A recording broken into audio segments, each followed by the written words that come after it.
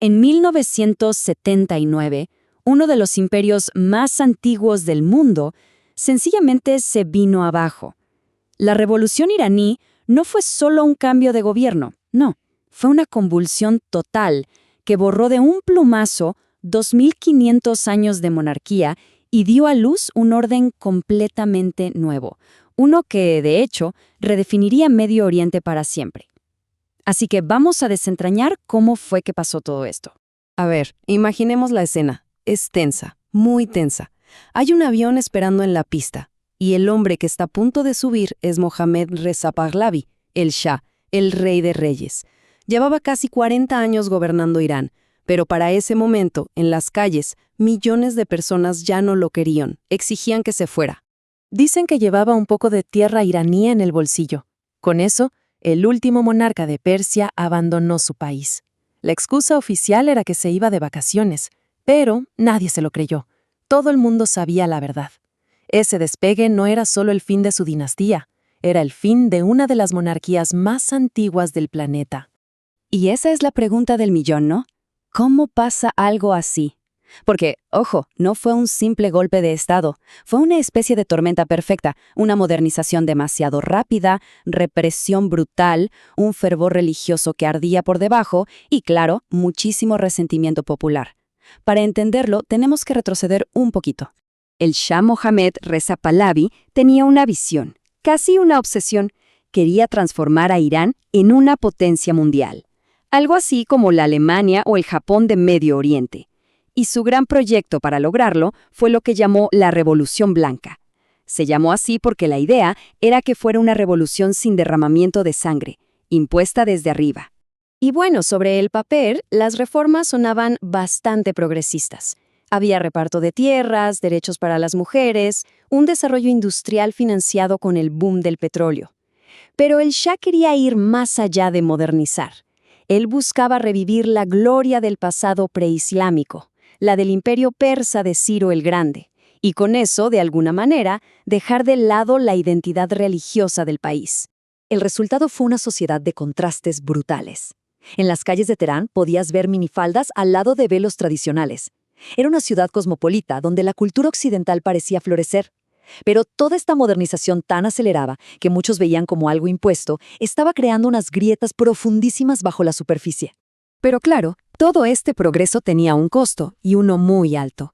Mientras una pequeña élite cercana al Shah se hacía millonaria con los contratos petroleros y la corrupción, una gran parte de la población sentía que el país estaba perdiendo su alma. Y ay de aquel que se atreviera a levantar la voz. Cualquier disidencia era silenciada de la forma más brutal. Y el instrumento de ese silencio tenía nombre, la SAVAK. Esta policía secreta, que daba verdadero pavor, fue entrenada por agencias de inteligencia extranjeras y se convirtió en el símbolo del terror del régimen. Encarcelaba, torturaba y eliminaba a cualquiera que consideraran una amenaza. Comunistas, intelectuales y, un punto clave, a los religiosos conservadores. Es que el resentimiento venía de lejos. Mucha gente nunca perdonó el golpe de Estado de 1953, que sacó del poder a un líder nacionalista para consolidar al Shah como un peón de Occidente. Y fue justamente la Revolución Blanca la que hizo que surgiera su peor enemigo, un clérigo de ceño fruncido llamado Ruhollah Khomeini, a quien exiliaron por su feroz oposición. Desde el exilio, Khomeini fue construyendo un mensaje simple pero devastador. Pintó al Shah no como un modernizador, sino como un títere corrupto de Estados Unidos, al que llamó el Gran Satán. Lo acusaba de vender la riqueza y la identidad de Irán a cambio de armas y lujos, un mensaje que caló hondo. Y aquí es donde la historia da un giro fascinante. Mientras el Shah controlaba con puño de hierro la televisión y la radio estatal, Khomeini usó una tecnología sorprendentemente simple para saltarse toda la censura y hacer llegar su mensaje a todos lados. Los sermones de Khomeini se grababan en casetes, sí, casetes, que entraban a Irán de contrabando. En los bazares se copiaban miles y miles de veces y se distribuían a través de la enorme red de mezquitas. Una tecnología barata y simple se convirtió en el arma perfecta para evadir la censura. La voz del ayatolá llegó a cada rincón del país. Para 1978, la olla a presión finalmente explotó. Pasaron varias cosas terribles, como el incendio mortal del Cine Rex o la masacre de manifestantes en el llamado Viernes Negro. Cada evento echaba más leña al fuego hasta que la revolución se volvió imparable. Las huelgas masivas, sobre todo en la industria del petróleo, paralizaron la economía. El régimen del Shah estaba contra las cuerdas. Con la huida del Shah en enero del 79, quedó un vacío de poder gigantesco. Un vacío que Jomeini no tardó nada en llenar, y lo hizo con una rapidez y una determinación que sorprendió a todo el mundo. Apenas 2 semanas después de que el Shah se fuera, Jomeini aterrizó en Teherán. Su regreso fue apoteósico. Millones de personas salieron a recibirlo. Y no solo eran sus seguidores religiosos, Había liberales, izquierdistas, nacionalistas, todos unidos por una sola cosa: derrocar a la monarquía. En cuestión de semanas, la monarquía se desmoronó por completo. Se hizo un referéndum donde le preguntaron a la gente si querían una república islámica. El resultado fue un abrumador 98.2% a favor. El tema es que en ese momento nadie tenía muy claro qué significaba exactamente eso de república islámica. 444.